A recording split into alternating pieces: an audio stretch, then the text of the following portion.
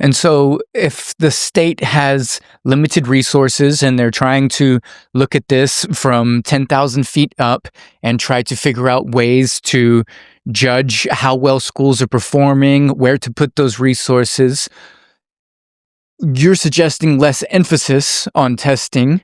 What other metrics should they use to track success and progress and ROI? Sure.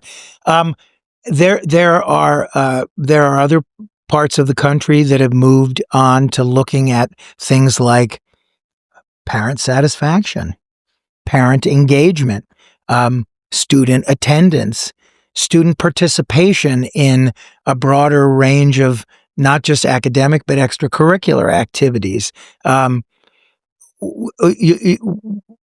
Austin Voices, the organization I work for now, focuses on community schools, which means that we try to help schools connect with not just service agencies, but with businesses, with higher education, with churches, with opportunities for students to do advanced study, to do internships. And so one way to look at the success of a school is how well is it engaging with the broader community? How much is it providing in the way of opportunity for students? Then there's some basic things too. Like I work in these 3 schools in Austin, Webb, Burnett, and Dobie Middle Schools, that have all been threatened with closure because they've had multiple years of not meeting the state's accountability standard. And these schools are full of immigrant kids and refugee kids, like 60 to 70% English language learners. And there's almost nothing that we do to measure how are we doing on teaching these kids English. Right. In fact, the irony is after they're here a year, we're making them take on grade level tests in English when maybe they've only been here for 2 years. I mean, I went and studied in Mexico for a year, as you mentioned.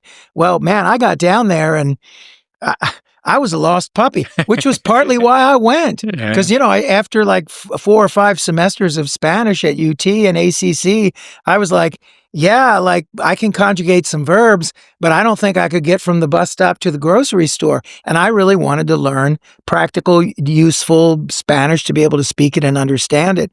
But I spent a whole year there, and I am certainly not a native, fluent Spanish speaker. And I was an adult with many years of college under my belt. So and now imagine trying to learn science or chemistry or whatever kids are studying, right, in that second language, and just compounding the obstacles. It's very, very challenging. So there are lots of ways that we could create more robust rubrics for how we look at a school being successful. Now they use a regression model on, you tell teachers, well, we can't really explain to you why your school got a D, because it's too complicated. There are all these formulas, and we compared your students with students in other.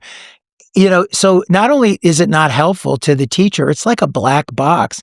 And then at the end of it all the work that's gone in, all the orchestra performances and the ballet folklorico and the dinners, spaghetti dinners with the parents, and at the end of all that, the state spits out a single letter for the whole school. So as a parent, what does that even mean? My kid got a C. My kid's school got a C. I don't want to, how's my kid doing? Right. How's my kid doing in math? Right. Does he know fractions and decimals? What is he a good reader? Is he on grade level in reading? It doesn't tell me anything.